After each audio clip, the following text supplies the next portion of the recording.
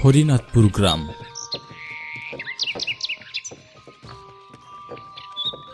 গ্রামটি একদম সাদামাটা আর সৌন্দর্যে ভরপুর। এটা হলো গ্রামটির প্রধান সড়ক। প্রধান সড়ক থেকে একটু হাঁটলেই সামনে দেখা মিলে ছোট একটি পুলের। এই পুলের উপর দিন থেকে রাত সব সময় চলে পাড়ার ছেলেদের আড্ডা। এই পথ দিয়ে আরও বেশ খানিকটা পথ হাঁটলে সামনেই পড়বে হরিনাথপুর শ্মশান। শ্মশানের পাশের ছোট রাস্তাটা দিয়ে একটু সামনে গেলেই এই গ্রামের সৌন্দর্য কপোতক্ষ নদ। এখন বর্ষাকাল, নদের পানি এখন অনেকটাই বেশি। সকাল থেকেই ঝিপঝিপে বৃষ্টি হচ্ছে, যার জন্য রাস্তায় প্রচুর কাদা।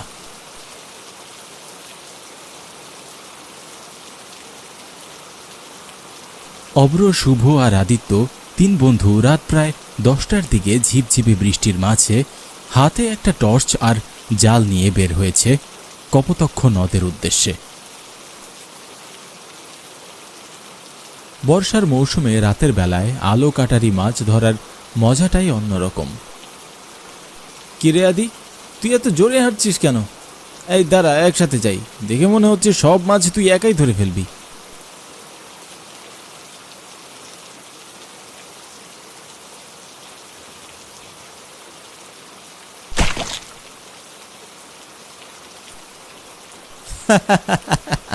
অতি চালাকের গলায় দড়ি। ভালোই হয়েছে, আমি জানি তো তোর সব কাজ সবসময় এমনই হয়। আগে আগে গিয়ে বেশি মাছ ধরার ধান্দা, তাই না? তা তুই ঠিকই বলেছিস আদ্র। আদি রোজই চিজ্ঞা হয়েছে। দুইজন আমাকে নিয়ে মজা করা বাদ দিয়ে দয়া করে আমাকে একটু তুলবি, নয়তো তোরা যা, আমি আর মাছ ধরতে যাব না। আচ্ছা আচ্ছা বাবা, রাগ করিস না। আয়, আমার হাতটা ধর, উঠ।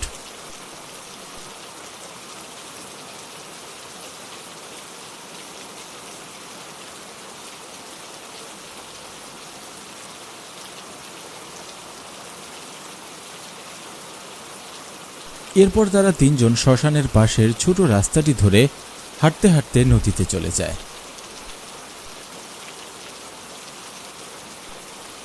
রাতের বেলা এমনিতেই অন্ধকার, তার মধ্যে আবার বৃষ্টি। চারপাশটা আরো বেশি অন্ধকার আর ভয়ানক লাগছে। আদি, তোর তো একাই মাছ ধরার লোভ, তুই উত্তর দিকে যা, আর আমি আর অব্র এদিকটাই যাচ্ছি। তোর হয়ে গেলে আমাদের ডাকিস, হ্যাঁ? আর হ্যাঁ, রাতের বেলা বেশি দূর যাস না, আমি তোকে খুঁজতে যেতে পারবো না কিন্তু আবার।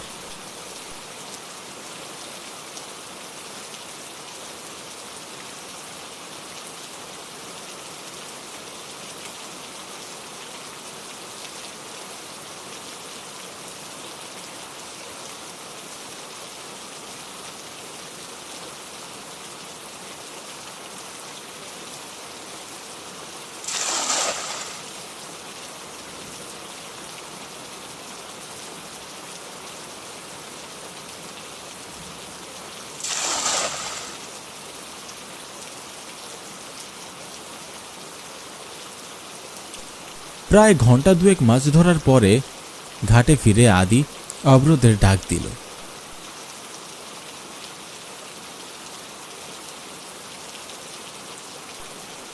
অব্র, এই অব্র, তোরা কত দূর? চল, বাড়ি যাবি না? বেশ অনেকটাই রাত হয়েছে, আর দেরি করাটা মনে হয় ঠিক হবে না। একটু দূর থেকেই অব্র উত্তর দিল, হ্যাঁ হ্যাঁ যাই, একটু দাঁড়া।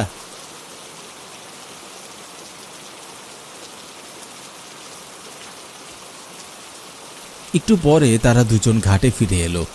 তখন রাত প্রায় 12টা হবে। আদিকে দেখে অব্র বলল, কিরে, তোর না সবার থেকে বেশি মাছ ধরার নেশা? তাহলে এত তাড়াতাড়ি বাড়িতে যেতে চাইছিস কেন? অব্র, আমার জানি না কেমন একটা ভয় ভয় করছে। মনে হচ্ছে আমার পিছনে কেউ আছে। চারপাশটা কেমন যেন অদ্ভুত লাগছে। দেখ, চল আজ আমরা বাড়ি ফিরে যাই, কাল না হয় আবার আসবো। আচ্ছা আচ্ছা ঠিক আছে, চল তাহলে। এমনিতেও বৃষ্টিতে বেশিক্ষণ ভেজা ঠিক হবে না, আবার অসুস্থ হয়ে যেতে পারি। এরপর তারা তিনজন মিলে আবার বাড়ির পথে রওনা দিল।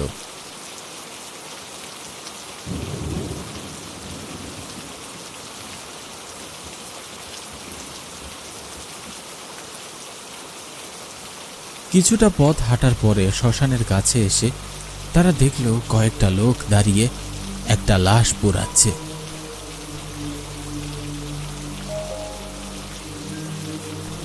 কি রে আদি, এত রাতে লাশকে পোড়াচ্ছে?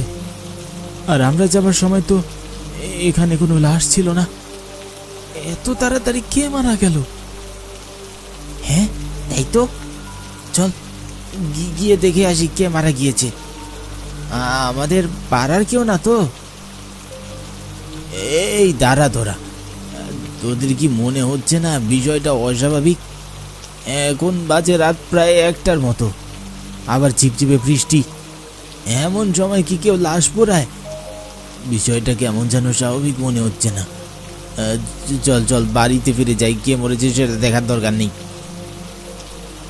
আরে না না, এরকম কিছু নাও তো হতে পারে। চল গিয়ে দেখে আসি কে মারা গিয়েছে। আর তাছাড়া ভয়ের কি আছে, আমরা তিনজন তো আছি। শুভ্রর কথা না শুনে আদি আর অব্র শ্মশানের ভিতরের দিকে এগিয়ে যেতে থাকে, আর বাধ্য হয়ে অব্রও তাদের সাথে যেতে লাগলো। শ্মশানে দাঁড়িয়ে থাকা লোকগুলোর কাছে গিয়ে অব্র জিজ্ঞাসা করল, দাদা, এই যে দাদা, শুনছেন? আচ্ছা, কে মারা গিয়েছে একটু বলুন তো। লোকগুলো উল্টো দিকে মুখ ঘুরে দাঁড়িয়ে আছে। অব্রর কথা তারা কানেই নিল না। অব্র আবারও লোকগুলোকে জিজ্ঞাসা করল, দাদা বললেন না যে কে মারা গিয়েছে? এবার লোকগুলো তাদের দিকে একসাথে ফিরে তাকালো। লোকগুলোকে দেখে তারা তিনজনই ভয়ে জড়সড় হয়ে গেল। লোকগুলোর চেহারার মধ্যে শুধু দাঁত ছাড়া আর কিছুই নেই। এমন ভয়ঙ্কর চেহারা দেখে তাদের জ্ঞান হারাবার উপক্রম। কিরে, তোরা জানিস না রাতের বেলা এই শ্মশানের পথ দিয়ে যাতায়াত করা মানা আছে? এখন কে বাঁচাবে তোদের? বলেই সবাই একসাথে অট্টহাসিতে মেতে উঠল।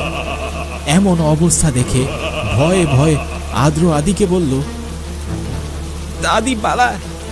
বলেই অব্র আদির দিকে তাকিয়ে দেখল অলরেডি আদি অজ্ঞান হয়ে মাটিতে পড়ে আছে।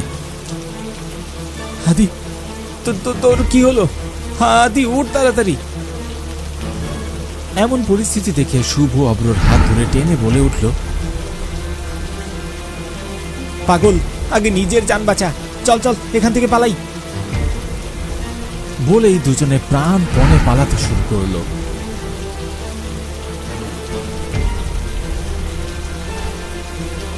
ছুটতে ছুটতে এক সময় তারা দুজনে একটি গাছের নিচে এসে দাঁড়ালো।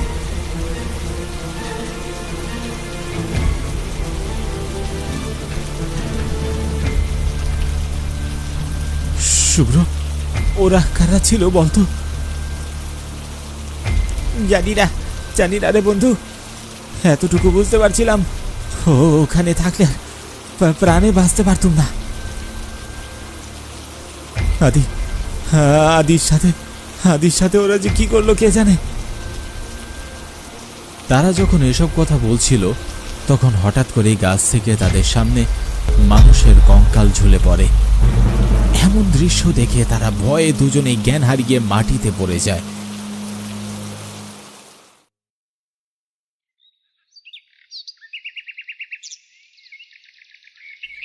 পরের দিন তাদের দুজনের যখন জ্ঞান ফিরে তখন সকাল হয়ে গিয়েছে।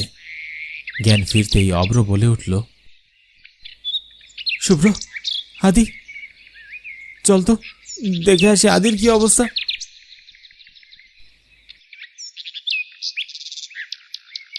তারা দুজনেই দৌড়ে শ্মশানে গিয়ে দেখল আদি মাটিতে পড়ে আছে। তারা আদির কাছে গিয়ে দেখল আদির চেহারাটা একদম রাতের সেই মানুষদের মতো চেহারা হয়ে গিয়েছে। চেহারায় শুধু দাঁত ছাড়া আর কিছুই নেই। তাদের বুঝতে আর বাকি রইল না যে আদির সাথেও তারা কি করেছে। আর আশ্চর্যের বিষয় হলো পুরো শ্মশান জুড়ে কোনো মানুষ পুরানোর চিহ্ন পর্যন্ত নেই।